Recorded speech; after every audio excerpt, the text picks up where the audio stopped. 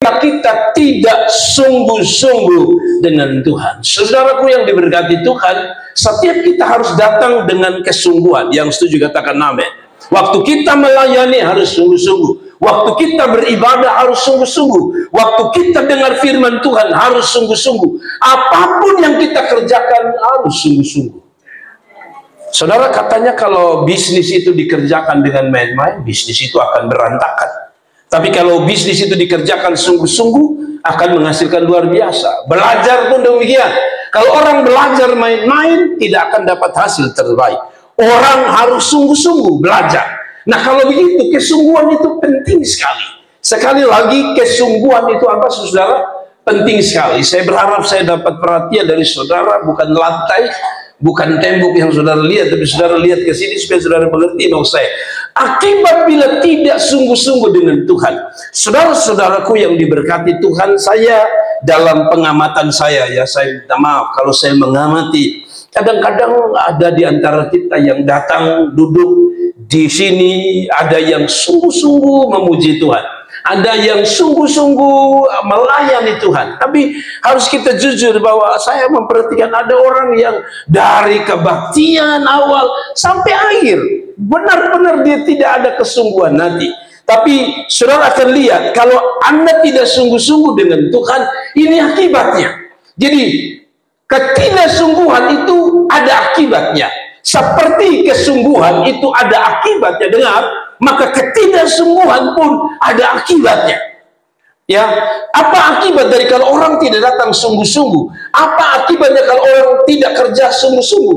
Apa akibatnya kalau orang tidak melayani sungguh-sungguh? Sebelum saya khotbah, mari kita bangkit berdiri, kita baca Bilangan 32 ayat 11 dan 12, saudara. Sorry. Ayat yang ke-11, 1, 2, 3, keras. Bahwasannya orang yang telah berjalan dari Mesir, yang berumur 25 tahun ke atas, tidak akan melihat negeri yang kujanjikan, dengan bersumpah kepada Abraham, Ishak dan Yakub. Oleh karena mereka tidak mengikuti aku dengan sepenuh hatinya, kecuali Kaleb bin Yefun orang Kenas itu dan Yosua bin Nun, sebab keduanya mengikuti Tuhan dengan sepenuh hati. Perhatikan, orang Israel pada umumnya tidak sungguh-sungguh. Kata Alkitab yang sungguh-sungguh hanya berapa, saudara? Hanya berapa orang? Hanya 2 orang. Siapa namanya? Kaleb bin Yefun dan orang Kenas itu, dan Yosua. Perhatikan, untuk menjadi sungguh-sungguh banyak kali bukan mayoritas. Jadi kalau ada orang bilang gini, kok banyak justru sungguh-sungguh, apakah kita akan mengikuti yang banyak itu? Tidak. Kita mengikuti yang minoritas. Jadi maaf, itu sebabnya dari dulu saya suka kalau ini jemaat mungkin ratusan ribuan orang hadir, tapi saya lebih suka kalaupun sedikit itu adalah orang-orang yang sungguh-sungguh dengan Tuhan. Kasih tepuk tangan untuk Tuhan. Silakan duduk Bapak Ibu Saudara yang diberkati Tuhan. Kalau kita baca ayat 13 dikatakan begini, sebab itu bangkitlah murka Tuhan. Dengar, ketidaksungguhan itu menarik, bukan menarik berkat, tapi Alkitab bilang apa? Menarik murka Tuhan, kemarahan Tuhan. Saya saja kalau lihat saudara melayani main-main, saya marah, pasti saya marah. Nah, Alkitab bilang karena ketidaksungguhan dari semua orang Israel kecuali 2 orang tadi, maka Alkitab mulai dengan kata begini, Tuhan marah, saudara. Tuhan murka kepada orang Israel sehingga ia membuat mereka mengembara di padang gurun 40 tahun lamanya sampai habis mati segenap angkatan yang telah berbuat jahat di hadapan Tuhan. Kenapa mereka disebut jahat? Satu saja alasannya, tidak sungguh-sungguh. Jadi saudara jangan main-main, tidak sungguh-sungguh itu jahat. Itu sama, kelompoknya sama dengan pembunuh, maaf, kelompok itu sama dengan pezina, itu kelompok sama dengan orang berjudi, itu sama dengan orang mabuk. Jadi kalau saudara tidak sungguh-sungguh, Anda masuk golongan jahat. Itu tidak ada yang setuju dengan saya. Itu Alkitab bilang, itu sebabnya Tuhan marah. Nah, ayat 14, dan sekarang kamu akan bangkit ganti bapak-bapakmu, suatu kawanan orang-orang berdosa, untuk menambah lagi murka Tuhan yang menyala-nyala kepada orang Israel, saudara. Lalu ayat yang selanjutnya dikatakan terakhir, 15, jika kamu berbalik membelakangi dia, maka kamu akan lebih lama lagi dibiarkannya tinggal di padang gurun, dan kamu akan membawa kemusnahan atas seluruh bangsa ini. Jadi saya kasih tahu dulu latar belakang, tadi pagi saya sudah sedikit jelaskan. Jadi ini konteksnya begini, orang Israel harus berjalan dari Mesir ke tanah perjanjian, tanah Kanaan, sepanjang 800 km. Itu paling sedikit. Bahkan ada yang mengatakan bisa 1000, tapi minimal 800 km. Nah, mereka berjalan dalam catatan Alkitab adalah 40 tahun. Padahal Anda tahu, katanya menurut ahli itu mengatakan, kalaupun orang berjalan, kan zaman dulu tidak ada kendaraan, mereka berjalan itu lambat. Kenapa lambat? Karena keledai itu jalannya tidak cepat, ya. Artinya keledai itu memang agak cepat, tetapi bayangkan kalau kuda lembu, bagaimana dia berjalan cepat? Jadi katanya kalaupun kita ambil langkah lembu, maka minimal ada 25 hari paling cepat sudah sampai. Paling lambat 40 hari sudah sampai ke tanah perjanjian. Tapi kata Alkitab, orang Israel itu berjalan berapa tahun, saudara? 40 tahun. Kenapa 40 tahun? Padahal hanya bisa ditempuh hanya dengan 40 hari. Tapi mereka harus bayar harga mahal. 40 tahun. Kenapa? Sederhana. Karena ketidaksungguhan. Dia pun terjemahan begini, Bapak Ibu. Kalau saudara main-main dengan Tuhan, sebenarnya rencana Tuhan itu pendek waktunya. Tapi karena saudara main-main, Tuhan ulur. Jadi semakin saudara main-main, Tuhan ulur rencananya, Tuhan ulur jawabannya, Tuhan ulur janjinya. Jadi semakin Anda main-main tidak apa-apa. Misalnya saya sebagai gembala, Anda lihat Anda main-main melayani, Anda main-main membaca Alkitab, Anda main-main berdoa. Saya tidak berurusan dengan Anda. Anda akan berurusan dengan Tuhan. Kata Alkitab, Anda harusnya sudah menggapai mimpimu, cita-citamu, harapanmu, mungkin berkatmu. Tapi hanya karena ketidaksungguhan, main-main, Alkitab bilang begini, dia kasih panjang. Waktu yang harus dia berikan sebenarnya 40 hari. Dia kasih 40 tahun. Jangan sampai Tuhan kasih tunda rencananya hanya karena engkau main-main hari ini. Kalau engkau mau lihat tepat waktu Tuhan bekerja, saya ulangi. Kalau engkau mau lihat Tuhan tepat waktu bekerja, satu saja rahasianya. Sungguh-sungguh dengan Tuhan. Mulai dari hari ini jangan main-main lagi. Boleh sungguh-sungguh dengan Tuhan. Nah, karena itu karena tema kita adalah akibat dari tidak sungguh-sungguh, maka kita akan bahas. Kalau tidak sungguh-sungguh apa yang terjadi, Bapak Gembala? Ini yang akan menjadi jawaban kita bersama, Des. Saudara-saudara, apa yang terjadi ketika kita tidak sungguh-sungguh? Perhatikan menurut catatan ini. Ini khotbah yang berbeda ya. Jadi tadi pagi yang ikut jangan pikirin khotbah yang sama, ini berbeda.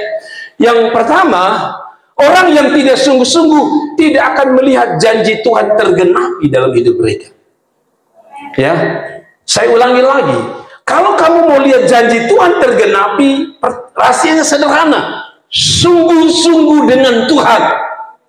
Kalau main musik sungguh-sungguh. Kalau pimpin pujian sungguh-sungguh. Kalau duduk ibadah di situ, ibadah sungguh-sungguh. Kalau saudara memuji Tuhan dari tempat di mana engkau duduk, harus dilakukan dengan sungguh-sungguh. Sungguh-sungguh itu menggerakkan hati Tuhan dan tangan Tuhan. Saya ulangi lagi, kesungguhan menarik mata Tuhan, tangan Tuhan, sekaligus karya dan perbuatan Tuhan. Jadi, kalau saudara mau main-main tidak masalah. Kalau saudara masih mau main-main, sekali lagi tidak ada masalah. Tapi nanti akan menjadi masalah bagi saudara. Sekali lagi, saudara mau main-main tidak ada masalah bagi saya. Tidak ada masalah bagi kita semua. Tapi akan ada masalah Anda dengan Tuhan. Nah, kenapa begitu? Tadi saya bilang, janji Tuhan tidak akan tergenapi. Perhatikan, tadi dia bilang, orang Israel tidak segenap hati. Dia bahasa tidak sungguh-sungguh. Hanya siapa? Hanya siapa? Hanya Kaleb dan Yosua. Hanya Kaleb dan Yosua. Nah, itu sebabnya kalau ada di sini nama Yosua, lalu saudara main-main, saya pikir saudara harus ganti nama itu. Kalau ada di sini nama Kaleb, lalu Kalebnya main-main, saudara harus periksa baik-baik. Ganti itu nama saja. Lebih baik saudara pun nama Tartius daripada nama Kaleb tapi saudara main-main. Ada amin? Kita ini kan orang Kupang ini kan suka dengan nama-nama Alkitab. Magdalena, Magdalena itu Maria Magdalena yang pagi-pagi cari Tuhan. Maria Magdalena sekarang pagi-pagi jual sayur. Jual ikan lebih daripada cari Tuhan. Oh Tuhan tolong. Amin. Ya saudara-saudara, pertama kalau saudara main-main, saudara sulit untuk lihat janji Tuhan. Saudara lihat ayat ini, ayat yang ke-11. Bahwasanya orang yang telah berjalan di Mesir, dari Mesir yang berumur 20 tahun ke atas, ini bukan bicara umur ya, ini bicara ini ya, intinya, tidak akan melihat negeri yang kujanjikan. Setiap kita punya negeri yang dijanjikan Tuhan. Ada negeri yang saya sebut negeri masa depan. Orang-orang yang sungguh-sungguh bekerja, orang-orang yang sungguh-sungguh belajar, apalagi orang-orang sungguh-sungguh dengan Tuhanlah yang pasti melihat negeri yang dijanjikan itu. Amin. Jadi saya minta berhenti kita main-main dengan Tuhan. Apalagi saudara main-main saat dengar firman Tuhan. Anda bisa maaf ya, kita bisa munafik. Anda mungkin takut, Bab Tuhan ini kalau dia khotbah perlu main-main, oh dia marah dan atas mimbar. Kalau itu hanya alasannya, Anda bukan masuk golongan orang yang sungguh-sungguh. Sebab kesungguhan tidak berarti orang tegur dulu baru kita mau sungguh-sungguh. Kesungguhan tadi pagi saya bilang lahir dari hati. Sesuatu yang lahir dari hati pasti tidak akan pernah memaksa-maksa atau dipaksakan. Kalau saudara masih dipaksakan, menurut saya Anda masih digolongkan sebagai orang yang tidak sungguh-sungguh. Kalau saudara datang karena mau jadwal pun, Anda bukan orang yang sungguh-sungguh. Tapi kalau saudara bangun pagi tadi lalu saudara merasa Tuhan ini rindu sekali kebaktian ketemu Tuhan, rindu supaya apa sih Tuhan mau sampaikan sesuatu pagi hari, Anda sungguh-sungguh. Bukti bahwa Anda sungguh-sungguh dan tidak, Anda dapat terlihat juga dengan apa? Ketika Anda bangun pagi. Tadi pagi saya sudah cerita. Tadi malam jam 7 saya doakan seorang pendeta sakit. Saya pergi bersama Ibu Gembala. Pulang, saya harus siapkan khotbah sampai tengah malam, kira-kira jam 12 lewat begitu. Tiba-tiba saya tidur sebentar. Saya lelah, saya tidur sebentar. Kalau biasa saya bangun jam gitu untuk bisa siapkan khotbah lanjutan. Lalu saya dapat telepon teman baik yang saya anggap sebagai kakak rohani sekaligus pendeta senior, pendeta Mary Bale meninggal. Saya diminta untuk ayo datang karena anak-anak cukup dekat dengan saya harus pergi. Tapi karena saya tahu pagi ini saya harus siap khotbah, saudara. Dengan kerinduan Tuhan, saya ini mau pergi, tapi saya juga harus kasih makan jemaat saya tidak mau asal-asal saya khotbah. Lalu saya bilang, Tuhan, kasih saya kekuatan, Tuhan. Kasih saya kekuatan supaya saya bisa pergi, tapi saya izinkan saya bikin khotbah, 2 khotbah pagi hari ini. Saya sempat nakal berpikir, sudah saya undang pendeta saja untuk khotbah kebaktian kedua, atau saya bilang sama istri saya bangunkan, saya bilang, kita bikin 1 kali saja. Tetapi hati ini tertuduh sekali, kamu ini hanya karena capek saja tidak mau bikin khotbah. Saya bilang, Tuhan ampuni saya. Lalu saya batalkan orang itu, saya bilang tidak, saya akan siapkan khotbah 2 untuk seperti biasa. Nah, akhirnya saudara saya pergi, dan Bapak Ibu tahu saya pergi jam 3, saya balik jam 5 pagi. Jam 5 pagi, 2 jam saya ada di sana di rumah sakit sampai ke rumah duka karena saya harus pimpin doa. Nah, selesai itu saudara saya lelah sekali, saya lelah. Saya bilang sama istri saya tidur sebentar. Bangun saudara, sebenarnya tubuh saya ikut mau saya. Harusnya saya tidur karena saya capek luar biasa. Tapi sekali lagi kesungguhan membuat kita tidak digerakkan oleh siapapun. Siapa yang memaksa saya untuk ayo kamu yang khotbah? Tidak bisa. Saya harus memaksa diri saya untuk menunjukkan pada jemaat dan pada Tuhan bahwa saya serius, sungguh-sungguh mau menyampaikan firman Tuhan. Jadi Bapak Ibu, itu sebabnya kadang-kadang saya agak marah kalau saudara main-main, karena saya cukup berharga untuk menyiapkan 1 khotbah yang saudara pikir ini gampang hanya ngomong-ngomong. Tidak, ini hasil belajar, hasil doa, hasil penggalian, dan muncul poin-poin ini. Dan poin pertama, kalau kamu main-main, negeri janji Tuhan itu tidak pernah engkau lihat. Sekarang sudah terjemahkan sudah negeri masing-masing, tidak perlu saya terjemahkan. Ya, ada banyak orang merindukan negeri-negeri masing-masing. Ada orang merindukan negeri mujizat mungkin. Ada orang merindukan negeri pemulihan keluarga mungkin. Tetapi kalau Anda main-main, kata Alkitab, dia bilang, tidak akan melihat negeri yang dijanjikan Tuhan itu. Kalau yang namanya dijanjikan negeri itu sudah ada belum? Belum. Tapi dia bilang bukan hanya belum ada, tapi tidak akan ada selama-lamanya negeri itu. Satu saja, kalau Anda main-main dengan Tuhan. Ada amin. Bolehkah saya dapat suara dalam hati, Tuhan? Saya mau sungguh-sungguh dengan Tuhan. Kalau Anda mau benar-benar sedang bicara dengan Tuhan, kasih tepuk tangan untuk Tuhan Yesus. Bapak Ibu Saudara yang diberkati Tuhan, perhatikan kalimat ini berlanjut pada ayat 12. Kecuali Kaleb bin Yefun, orang Kenas itu, dan Yosua bin Nun, sebab keduanya mengikuti Tuhan dengan sepenuh hati. Ingat ya, kesungguhan tidak bicara mayoritas. Kalau itu terjadi di keluarga kita, ada kita saja yang sungguh-sungguh, no problem.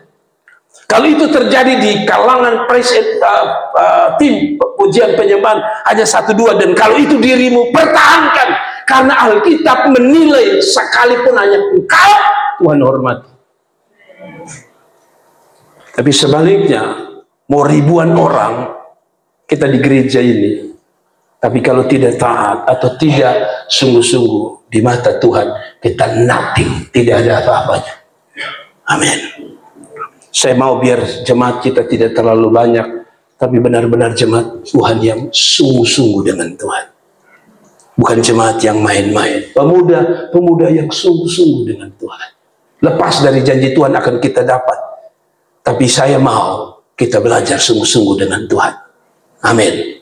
Saudara-saudaraku yang diberkati Tuhan, saya coba bawa kita untuk bisa melihat dengan baik poin yang kedua. Poin yang kedua, akibat apa yang terjadi ketika kita tidak sungguh-sungguh? Menurut Alkitab dan apa yang saya tulis di sini, dalam pandangan saya, yes, benar. Orang yang katanya tidak sungguh-sungguh itu biasanya dia senang dengan dosa. Saudara dengar baik-baik. Periksa hidup kita. Semua kita, termasuk saya. Kalau saudara mulai tidak sungguh-sungguh, perhatikan, biasanya kita suka bermain-main dengan dosa. Orang yang sungguh-sungguh tidak akan suka bermain-main dengan dosa. Tapi kalau orang sudah kalau dia sudah tidak sungguh-sungguh, kelihatan begini, mungkin tidak kelihatan di depan kita, di depan saudara, di depan bapak ibu, di depan keluarga, di depan pendeta, tapi percayalah, di balik semua yang tidak terlihat itu, Anda masih suka bermain-main dengan dosa. Itu ciri khas orang tidak sungguh-sungguh. Kan kalau orang sungguh-sungguh, masa dia mau main-main dengan dosa? Dia pasti cinta Tuhan. Tidak ada kami ini. Kayaknya tidak ada yang setuju. Orang yang kedua, akibat dari orang tidak sungguh-sungguh. Perhatikan hidup saudara. Perhatikan orang itu, dengar baik-baik. Pasti dia main-main dengan dosa. Mau siapa saja, mau pendeta kah, mau jemaat kah. Kalau kita tidak sungguh-sungguh, kita sedang menggiring diri kita untuk ke dosa. Saya ulangi lagi, ketika Anda tidak sungguh-sungguh, sebenarnya Anda sedang melepaskan diri pelan-pelan ke dalam dosa. Siapa yang biasa berbuat dosa? Sederhana, mereka yang tidak pernah mau sungguh-sungguh dengan Tuhan. Kalau orang sungguh-sungguh dengan Tuhan, saya percaya dia benci dosa. Kenapa orang buat dosa? Sekali lagi sederhana, orang itu tidak sungguh-sungguh dengan Tuhan. Amin. Kenapa saudara masih terlibat dengan gambar-gambar pornografi? Anda tidak sungguh-sungguh dengan Tuhan. Kenapa Anda masih suka buka gambar-gambar yang tidak benar, yang laki-laki? Karena Anda tidak sungguh-sungguh dengan Tuhan. Amin. Saya minta maaf. Kenapa kita masih suka mabuk? Sederhana, Anda tidak sungguh-sungguh dengan Tuhan. Kenapa Anda masih suka judi? Sederhana, Anda belum sungguh-sungguh dengan Tuhan. Karena kalau Anda sungguh-sungguh dengan Tuhan, itu bukan hal yang perlu kita lakukan. Amin. Ya, coba saudara lihat ini. Saudara lihat ini. Bukan saya yang karang. Ya, ayat 14 next. Saudara perhatikan ini. Dan sekarang kamu bangkit ganti bapak-bapakmu. Hati-hati. Katanya kita ini adalah bentuk gambaran dari anak-anak kita. Semua yang terjadi, walaupun kadang-kadang juga tidak bisa disalahkan ya, anak berperilaku juga ada buruk, ada bapak yang baik, anaknya buruk. Tapi menurut Alkitab begini, dari sekarang kamu bangkit ganti bapak. Ganti, ya, kalau saya pendeta lalu saya anak ganti saya jadi pendeta kan mantap. Kalau kita guru lalu anaknya satu waktu jadi guru kan mantap. Kalau ini hari mama pegawai besok anaknya jadi pegawai kan mantap. Tapi Alkitab tidak bilang gitu. Pergantian ini hasil dari tidak takut Tuhan ini muncul ini. Dia bilang dari sekarang kamu bangkit ganti bapak-bapakmu. Satu kawanan, kumpulan orang-orang berdosa untuk menambah lagi murka Tuhan yang menyala-nyala kepada orang Israel. Lihat, ketidaksungguhan akan membuat kita gampang jatuh dalam dosa. Oh, tidak ada kata. Ketidaksungguhan akan membuat kita gampang jatuh dalam dosa. Dan itu saudara-saudara, anak muda, kamu minta izin kepada orang tua, bapak, saya mau ke kaum muda, saya mau ke kebaktian, saya mau melayani. Kalau saudara datang hanya sekedar kumpul duduk di situ tanpa kesungguhan, satu waktu akan terlihat dalam perjalanan hidup kita. Saya tidak berdoa, saya tidak meminta, orang tua tidak meminta, tapi percayalah ketika engkau tidak sungguh-sungguh, satu waktu akan tampil hidupmu di dalam dosa. Jadi ini akibatnya. Jadi mengerikan sekali. Pertama, janji Tuhan sudah tidak tergenapi, hidup kita kacau balau karena kita suka dalam dosa. Amin. Saya bersyukur ya, saya dalam pantauan saya sebagai gembala, saya perhatikan ada satu dua orang yang saya tahu anak-anak ini bagus nih, sungguh-sungguh. Dan saya dalam hati saya bilang, Tuhan, satu waktu saya percaya Tuhan akan berkati anak-anak ini. Tuhan akan angkat mereka. Saya terlalu percaya kalau Anda sungguh-sungguh dengan Tuhan, sekali lagi Anda akan hidup pertama dalam kebenaran. Amin. Ya, kalau ada teman di sekolah ajak saudara, maaf, siapapun dia, anak saya ke anak jemaat, kalau kamu sungguh-sungguh, orang jangankan mau tawar rokok yang pendek, tawarkan knalpot yang ada asap juga Anda tolak.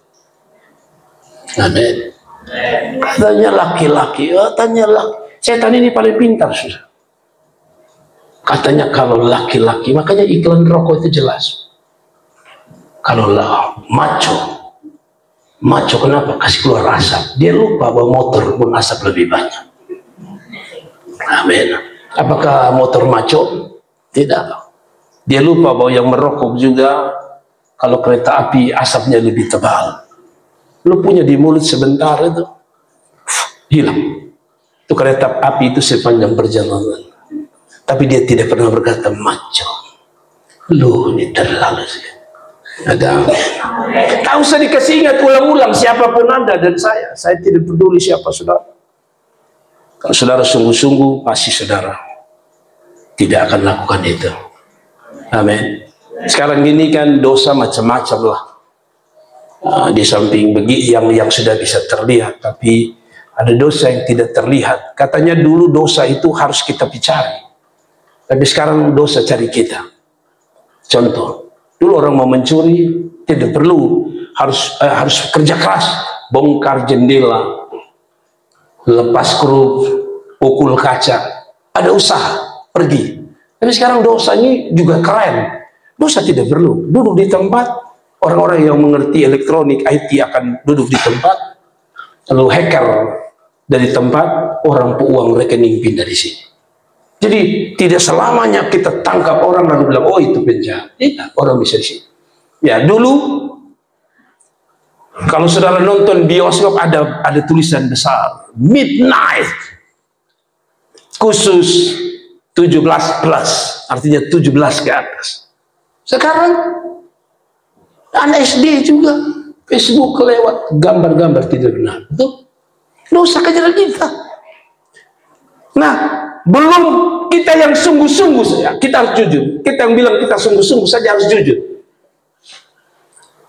Kadang-kadang dia lewat itu kalau kita tidak lahir betul-betul sungguh-sungguh, kita potong bilang begini. Coba lihat sebentar. Nah, pertama dia sebentar. Apa ini? Oh tak bilang apa ini kan Tuhan bertanya bilang apa ini. Nah, setan bilang nih Jangan begitu, lu yang lebih baik. Sudah dalam hati begini, 1 menit saja. Lama-lama, 5 menit. Lama-lama 1 jam. Tidak ada kata amin. Amin. Lama-lama jadi kebiasaan. Saudara tahu ada kasus, saya nonton di YouTube, polisi tanya seorang pemuda, kenapa kamu memperkosa anak kecil itu? Lalu bagaimana kamu memperkosanya? Dia bilang, ya maaf kata, dia sudah tidak tahan lagi. Lalu dia panggil tetangganya, pu anak, kenal tetangga. Dia ajak, dia bilang, beta kasih lu permennya. Dia bawa ke hutan, dia perkosa di sana. Lalu dia bukan perkosa sekali, dia perkosa 2 kali. Setelah itu dia tinggalkan anak itu di hutan. Saya membayangkan anak saya kecil, dibawa ke hutan, diperkosa 2 kali, ditinggalkan di hutan. Aduh, saya tidak tahu bagaimana. Lalu polisi tanya sama dia, kenapa kamu lakukan ini? Saya suka dengan film porno. Lalu, kenapa kamu, kan kalau maaf kata, kalau kamu nonton film porno, kan bisa kamu lakukan dengan orang yang, ya minimal umur sudah 17 ke 18. Kenapa anak kecil? Dia bilang, kalau orang dewasa, bayangkan ini dosa, ini mengajarkan orang cara ngeri. Dia bilang begini, kalau saya memperkosa anak-anak misalnya umur 17 tahun, pertama dia akan berontak, mungkin dia pukul saya pakai anak kecil supaya dia tidak bisa bikin apa-apa. Bayangkan, setan itu ajar detail bagaimana buat dosa. Saudara, padahal saya yakin orang tuanya tidak akan ajar itu. Tapi mengapa orang jatuh dalam dosa? Satu saja, tidak sungguh-sungguh. Jadi kalau saudara main-main bertahun-tahun tidak masalah, tapi satu waktu akan terbukti bahwa Anda orang yang main-main. Saya ulangi lagi, Anda bisa kelihatan, kita semua bisa kelihatan maaf, sungguh-sungguh. Tetapi satu waktu akan terbukti. Makanya ada ayat bilang begini, akan ada waktu akan ada waktu perbedaan antara apa? Orang yang beribadah kepada Tuhan dengan sungguh-sungguh dengan orang yang tidak beribadah sungguh-sungguh. Maaf di bahasa kasar, kita bisa munafik. Kita bisa kelihatan rohani. Tapi kalau benar-benar lahir dari ketidaksungguhan, kemunafikan kita itu akan nyata dalam perbuatan. Maksud saya begini, kalau saudara sembunyi, saudara punya, tadi, kan dia kan sembunyi kan, nonton film porno kan sembunyi, kan tidak mungkin dia nonton lalu, sini porno, tidak. Dia pasti sembunyi, tapi satu waktu itu perbuatan itu akan nyata. Apa ibu mengerti? Jadi karena itu anak muda saya kasih ingat, kalau gembala saudara minta Anda sungguh-sungguh, karena pertama saya cinta saudara, yang kedua saya ingin kita punya anak-anak semua diangkat dan diberkati Tuhan. Kasih tepuk tangan untuk Tuhan.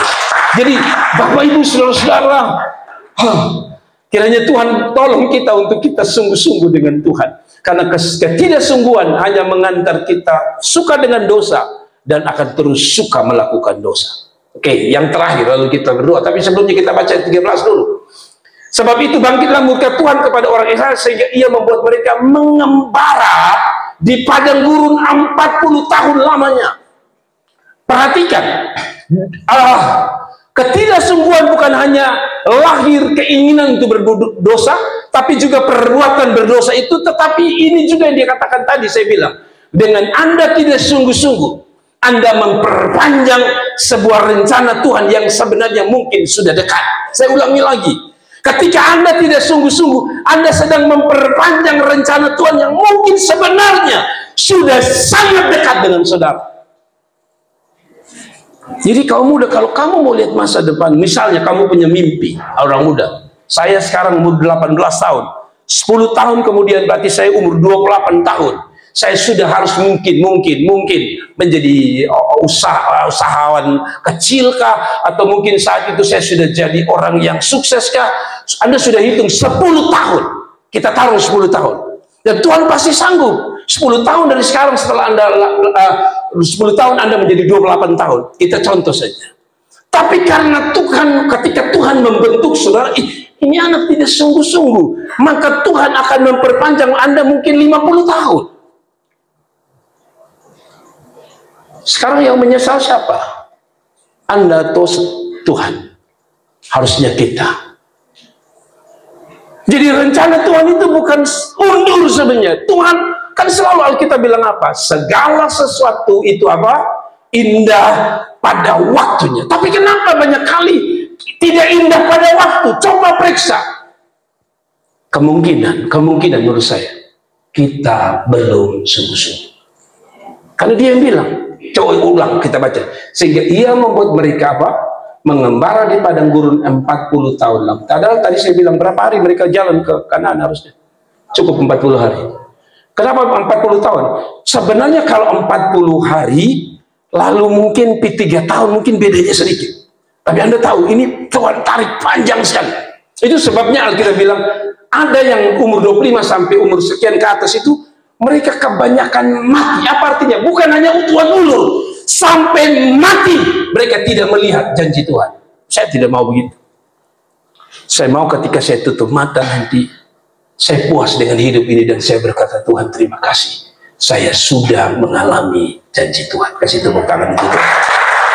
Betapa sedih, betapa hidup tidak bahagia kalau saudara tidak mengalami janji Tuhan. Amin. Kemarin anak saya khotbah di gereja di mana saya praktek, Cynthia. Teman saya yang kebetulan hadir, teman pendeta, dia kirim ke saya, ini anakmu lagi khotbah. Saya hanya pikir begini, Tuhan terima kasih ya.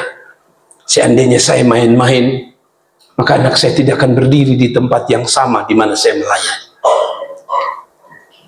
Mungkin bagi saya, mungkin Tuhan melihat kami suami istri sungguh-sungguh dengan Tuhan, sehingga Tuhan bisa bawa dia di tempat itu. Bahkan kalau boleh saya mau bilang, janji Tuhan untuk dia lebih dahsyat dari saya. Kenapa lebih dahsyat, saudara?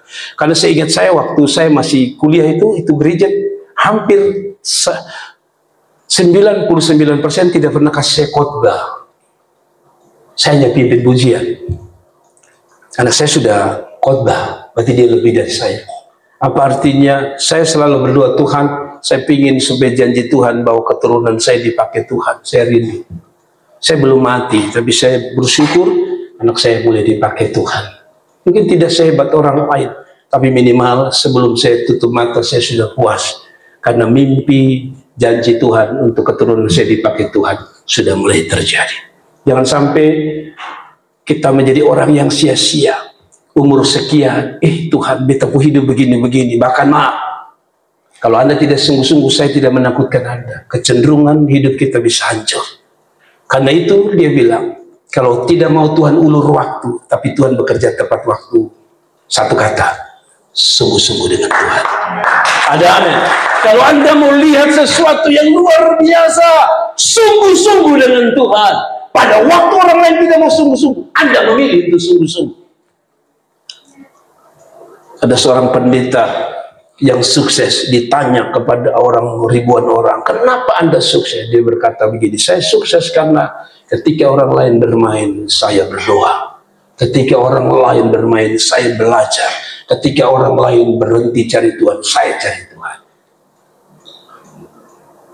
Saya tidak mau jemaat saya hanya cari Tuhan di sini. Dalam 1 minggu ini, saya puasa, saudara. Saya baru pernah puasa tanpa makan. Biasa saya puasa pagi, sore, jam 5, jam 6, kadang-kadang jam 7 baru saya makan. Saya diajak oleh Pastor Julius, Gembala Gestia Adonai. Pak, kalau mau kita bawa beban. Kalau Bapak punya beban, saya bilang, saya punya beban banyak. Kita ke Soe, kita sewa tempat, kita berdoa. Oke. Jadi saya ini pergi, bayangkan kita malam itu kan hari Minggu. Senin kita pagi jam 5 katanya sudah berangkat. Tapi dia bilang, ingat mulai malam tidak boleh makan. Oke, siap. Saya pikir malam, pagi, siang, sore. Dia terakhir kita makan. Sore jam 5 menyembah. Jam 6 menyembah. Jam 7 menyembah. Jam 8 menyembah.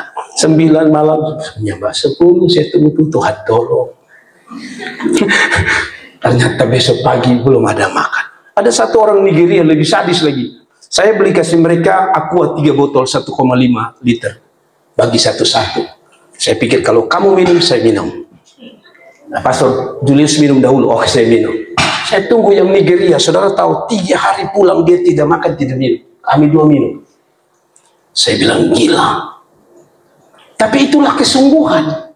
Kesungguhan itu tidak akan saudara berpuasa 5 jam, aduh Tuhan, karena boleh sebabunyi di perut. Kalau Anda sungguh-sungguh, Anda tidak pusing diri. Dia mau ngokek di sini, Anda kasih 3. Dan benar saudara, saya rasa mungkin karena kami dengan rindu ya. Saya ini kan belum pernah puasa tanpa makan. Jadi waktu saya ada di sana, Tuhan ini luar biasa. Nah, hari terakhir. Jadi saya pikir hari terakhir, kan dia bilang nanti hari Rabu itu kita pulang jam 3-4. Berarti kan saya pikir, oh nanti jam 12 dia bilang kita buka puasa di sore. Saya senang. Jadi saya tunggu doa. Pokoknya saya nyembah Tuhan. Saya nyembah Tuhan. Saya pikir pas saya amin, saya bilang Tuhan, mudah-mudahan. Dia bilang, Bapak kita pulang. Sebelum kita pulang, kita singgah dulu, kita makan. Saya tunggu-tunggu, beliau tidak ngomong. Beliau bilang, Bapak Jerry, ya kita nanti malam baru kita makan di Kupang. Dahsyat Tuhan. Kan tidak mungkin saya makan sendiri, kan tidak enak kan. Saya bilang tahu tadi malam saya beli roti kasih masuk di tas nih. Tapi ya sudah, saya pikir sudah nanti jam 2. Akhirnya saya jujur, saya sudah tidak kuat. Jadi saya bilang, Pastor tadi malam Pastor bilang jam 3-4 baru kita di sini. Saya usul ya, ini usul memang usul. Saya bilang kalau bisa jam 2 kita pulang sudah. Saya bikin logika supaya sampai di sana kan macet, jam 5-6 kita bisa buka puasa. Dia bilang oke.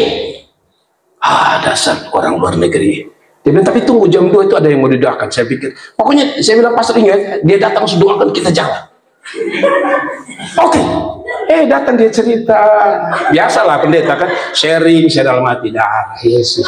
Saya sudah semua ini. Saya pikir Tuhan ini kalau bukan sungguh-sungguh ini saya sudah pingsan ini. Singkat cerita jam 3 baru kita pulang. Di jalan dia masih singgah sana singgah sini. Saya bilang Tuhan tahu saya datang hanya untuk berdoa Tuhan. Kasih kekuatan, kan tidak enak. Tiba-tiba saya pingsan dan berita di Facebook FB Pro keluar semua. 3 hari setelah berpuasa gagallah pendeta ini dan pingsan di tengah jalan. Tapi puji Tuhan sampai, lalu dia bilang nanti sampai Kupang kita makan sama-sama, kita 3 orang. Saya bilang mantap itu, jangan berpisah. Saya dalam hati gitu. Ternyata saudara pas mendekati Kupang setengah jam dia bilang, Bapak tidak bisa Bapak, karena saya harus ketemu dia orang Australia. Saya dalam hati kegagalan ketiga. Ternyata janji Tuhan bukan hanya gagal, tapi janji manusia pun bisa gagal. Nah, singkat cerita saya bilang sama istri saya, akhirnya saya WA istri saya, tolong siap, saya sampai langsung siap. Karena di bayangan saya bukan hanya lapar, saudara. Saya babi, kulit babi. Saya pergi, pokoknya singkat cerita saya pergi dan saya berdoa, Tuhan terima kasih. Akhirnya saya bisa selesaikan. Tapi saudara-saudara, dimulai dari kesungguhan. Jadi kalau mau puasa itu sungguh-sungguh itu pasti jadi. Tapi kalau lu puasa lu pikir nanti lambung naik, nanti lambung naik lebih dahulu. Saya belum lu puasa di lambung lebih naik dulu. Jadi mulai dengan sungguh-sungguh. Bapak beta sudah kuat. Mulai dari tadi saya sering ajar toh. Dari pagi tak usah makan, jangan dari malam dulu, pagi saja. Jangan bersiang lu sesi banyak-banyak, jangan. Lalu sampai jam 12 stop. Besok lanjut sampai jam 1. Lusa 2, 3. Jangan lupa Yesus kalau langsung 40 hari 40 hari. Saya yakin saya pimpin kebaktian pemakaman, bukan ibadah penuh kuasa. Nah, tapi kembali pada firman Tuhan. Saudara mengerti ya? Kalau ada kesungguhan, Tuhan kasih kemampuan. Tadi saya bilang, saya belum pernah, tapi karena kesungguhan Tuhan bikin. Amin. Dan saya percaya Tuhan tidak akan tunda-tunda waktu apa yang kami doakan. Sesuatu pasti terjadi. Kasih tepuk tangan yang meriah juga. Yang terakhir, saudara. Yang terakhir lalu kita berdoa, saudara. Ya, tidak usah itu, kita langsung ketiga. Yang terakhir, akibat dari ketidaksungguhan tadi saya bilang, pergumulan semakin panjang, teguran keras akan datang. Hati-hati, ini yang paling sadis. Jadi seperti tangga, saudara. Jadi dia tegur, dia kasih ulur waktu. Sekarang bukan hanya ulur waktu, dia akan tegur Anda dengan cara yang paling keras. Kalau Anda masih main-main. Rasanya ada yang tunduk-tunduk. Halo. Saudara lihat ini ayat terakhir 13-15. Tadi saya sudah jelaskan ini ya. Ini 800 km tapi harusnya dibutuhkan hanya 40 hari jadi 40 tahun. Itu maksud dasarnya. Jika kamu berbalik membelakangi dia. Jadi ciri orang tidak sungguh-sungguh dengan Tuhan, dia suka membelakangi Tuhan. Kita suka tidak dibelakangi orang. Maria, Bapak mau ngomong. Halo Maria, balik. Mau ngomong sudah. Kita dengar. Kira-kira kalau ada anak begini, Bapak bilang, Maria, aku cinta kamu. Atau saudara bilang, Lukas, beta omong lu kasih lupung kendok ya. Terus lu kasih lupung kendok. Tadi pagi saya bilang, lu kasih lupung kendok, nanti beta kasih lu fadok. Semangat ya, kendok dapat fadok. Itu manusia. Kita bicara saja, atau ada di sini yang pegawai kepala dinas panggil. Ibu Sri menghadap ke saya, sampai langsung balik begini. Bos mau ngomong. Tidak ada orang yang berani membelakang. Ada? Tidak ada. Ini Alkitab bilang orang Israel membelakangi. Kata membelakangi saya terjemahkan sebagai tidak hormat Tuhan. Orang yang sungguh-sungguh itu ciri khasnya tidak hormat Tuhan. Nah itu sekali lagi. Biasanya kalau saya ini contoh paling gampang bahwa Anda tidak hormat Tuhan. Firman itu disebut Tuhan itu adalah firman. Firman itu adalah pribadi Tuhan atau Allah itu sendiri, ya kan? Ketika Anda membelakangi firman Tuhan, Anda tidak menghormati Tuhan. Bukti Anda tidak sungguh-sungguh. Saya tidak membelakangi, Bapak. Saya masih duduk menghadap di tembok. Tapi hatimu membelakangi. Pas dengar firman Tuhan, Anda bukan lihat di sini. Anda bukan lihat ke saya yang bicara. Anda lihat ke HP. Kurang ajar satu ini, janji sebentar habis kebaktian ketemu ini, dia sutunda. Kurang ajar satu. Anda sudah membelakangi Tuhan. Ada amin. Anda nggak dengar firman Tuhan, tiba-tiba TikTok muncul. Dulu kepang dua, sekarang rambut merah-merah. Sekarang saya lucu sekali lihat ini lagu ini. Ada di mana-mana. Bikin kakak mete, tabola balik. Saya pikir kita pun kalau tidak sungguh-sungguh, kita juga bola balik nanti. Amin.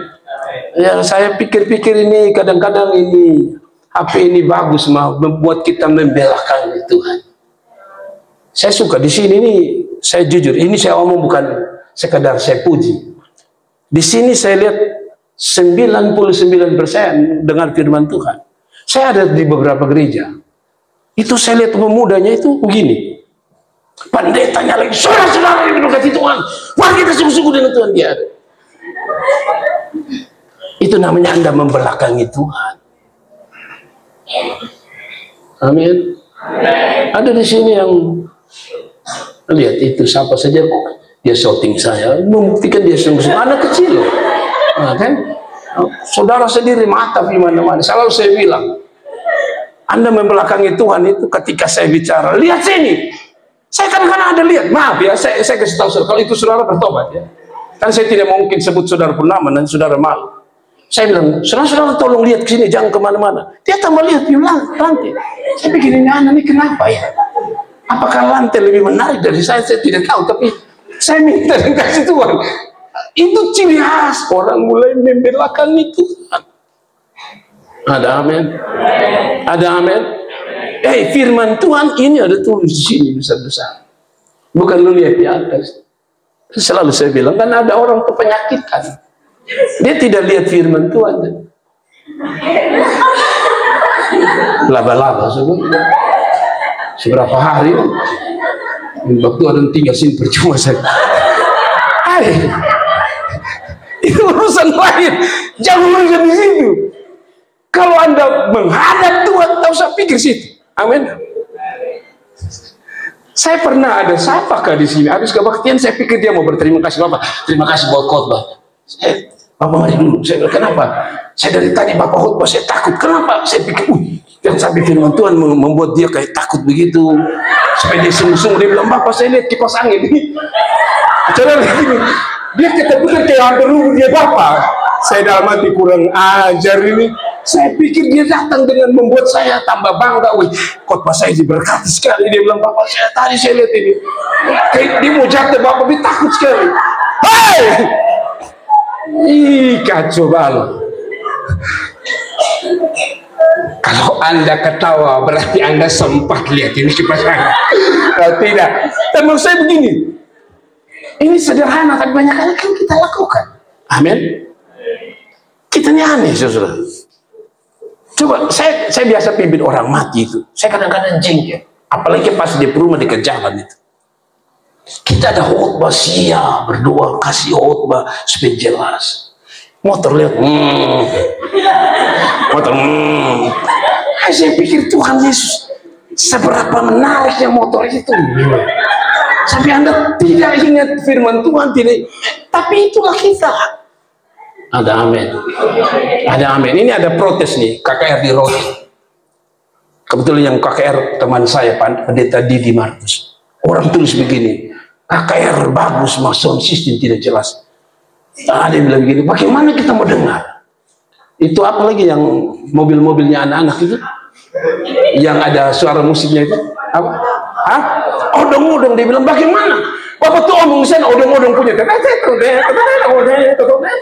Kita tidak bisa dengar. Nah itulah cara-cara setan membelakangi Tuhan. Amin. Amin. Saya kasih ingat saudara, banyak kali kita juga suka membelakangi Tuhan. Ya, coba kita jujur. Saya selalu bilang, kita ini kalau coba ada ibadah di sepi kita, seundang Bapak, malam ada ibadah syukur, Bapak bisa hadir, bisa. Tapi kita bukan di ibadah syukur kita hadir. Tanya anak pilihan waktu khotbah habis sudah makan kau belum?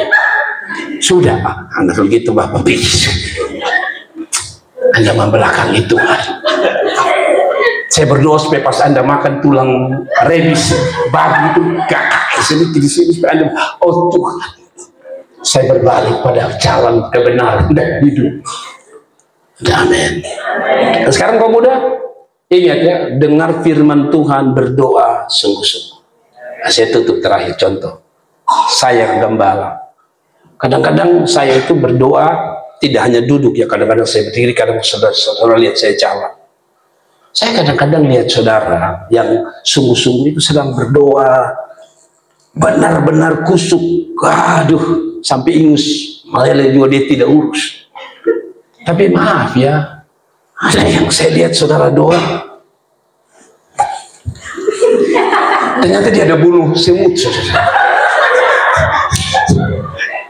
Tuhan tolong, saya tidak mau lagi ya, nanti 2 Jumat pasti nggak semut lewat, kecuali dia gigit fadok selalu baru kesematisan dia.